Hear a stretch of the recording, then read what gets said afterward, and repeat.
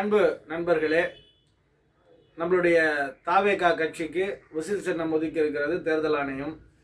இந்த வீடியோவில் தம்பி பிரதீப் அவர்கள் மாவட்ட இளைஞரணி செயலாளர், இணை செயலாளர் நம்மளுடைய தாவேகா கட்சியில், அதே போல் அண்ணன் கணேசன் அவர்கள் தாவேகாவுடைய தொண்டர், நான் ரமேஷ் மணிகண்டன் தாவேகாவுடைய வழக்கறிஞர். விசில் சின்னத்தை பற்றி அண்ணனும் சில கருத்தை சொல்லுவார், நமக்கு தெரிந்து கொள்வதற்காக. வணக்கம் நண்பர்களே. சென்னையில் ஒரு அத்திப்பட்டி கேள்விப்பட்டிருப்பீங்களா? நான் தெரியல, தெரிஞ்சுக்கோங்க. சென்னையின் மையப்பகுதியான பெருங்குடி அருகில் கல்லுக்குட்டைங்கிற ஒரு 1.5 லட்சம் மக்கள் வசிக்கக்கூடிய ஒரு மிகப்பெரிய கிராமம். பாம்பே தாராவி போல். இதுவரைக்கும் 30 ஆண்டுகளாக இந்த மக்கள் பல்வேறு விஷயங்களில் பாதிக்கப்பட்டு மிகவும் துன்பப்பட்டு கொண்டிருக்கிறார்கள்.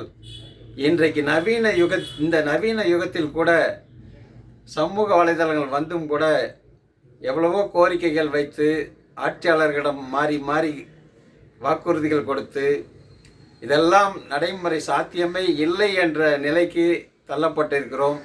இனிவரும் காலங்களில் தாவேகா தலைவர் முன்னின்று எங்கள் பகுதிக்கு வந்து பார்த்து இந்த மக்களின் சூழ்நிலை, ஒரு 108 ஆம்புலன்ஸ் கூட வர முடியாத ஒரு சாலை இருக்கிறது. ஒரு எமர்ஜென்சி கூட வக்கற்ற நிலையில் தான் இந்த ஆண்ட கட்சியும் ஆளுகின்ற கட்சியும் இந்த மக்களை வைத்திருக்கிறது. அதனால் நம்மளுடைய தலைவர் தளபதி நம் பகுதிக்கு விஜயம் செய்து இந்த மக்களின் அடிப்படை வாழ்வாதாரம் கேள்விக்குறியாக இருப்பதை வெளி உலகுக்கு எடுத்து செல்ல நாங்கள் ஆசைப்படுகிறோம். இந்த பகுதிக்கு 15-20 ஆண்டுகளாக பல போராட்டங்கள், பல கட்ட போராட்டங்கள், பல இன்னல்களை சந்தித்து வருகிறோம். பள்ளி குழந்தைகள் 2 கிலோமீட்டர் நடந்து தான் பள்ளி செல்ல வேண்டிய சூழ்நிலை இருக்கிறது. ஷூவை கழட்டிட்டு தான் போகணும். ட்ரெஸ்ஸு கூட பாதி நனைஞ்சு தான் போகும். புத்தகங்கள் ஒழுங்காக இருக்காது. மழை வெள்ளம் பாதிக்கப்படுறது முதல் பகுதி எங்கள் பகுதி. அதனால் சென்னையில் ஒரு அத்திப்பட்டியாகவே திரைப்படங்கள் தான் பார்த்துருக்குறோம். ஆனால் உண்மையாகவே சென்னையில் ஒரு அத்திப்பட்டியாக 30 ஆண்டுகளாக ஆண்ட கட்சியும் ஆளு கட்சியும் வைத்திருக்கிறதன் காரணமாக இனிவரும் காலம் தாவேகாவின் ஆட்சியில் மலரும் கல்லுக்குட்டை என்ற ஒரு புதிய பாதையை நம் தலைவர் தேர்ந்தெடுத்து நம் பகுதிக்கு விஜயம் செய்து இந்த 1.5 லட்சம் மக்களின் வாழ்வாதாரத்தை மேம்படுத்த உதவி செய்ய வேண்டும் அன்புடன் கேட்டுக்கொள்கிறேன். ஆனால் ஒன்றும் இல்லைண்ணா, நீங்கள் விசில் அடிங்க. நீங்கள் அடிக்கிற விசில்லையே கண்டிப்பாக நம்மளுடைய தளபதி விஜய் அவர்கள் முதலமைச்சராக வருவதற்கான முழு வாய்ப்பும் இருக்கிறதுன்னு நான் சொல்லுவேன். அதுவும் சோழிங்கநல்லூர் தொகுதியில் பெருவாரியான வாக்கு வித்தியாசத்தில் தலைவர் தளபதி யாரை நிறுத்தினாலும் அவர்கள் வெற்றி பெறுவார்கள். அப்படி வெற்றி பெறும்போது நம்முடைய பகுதியும் நிச்சயமாக அனைத்து அடிப்படை வசதிகளும் கிடைக்கும்.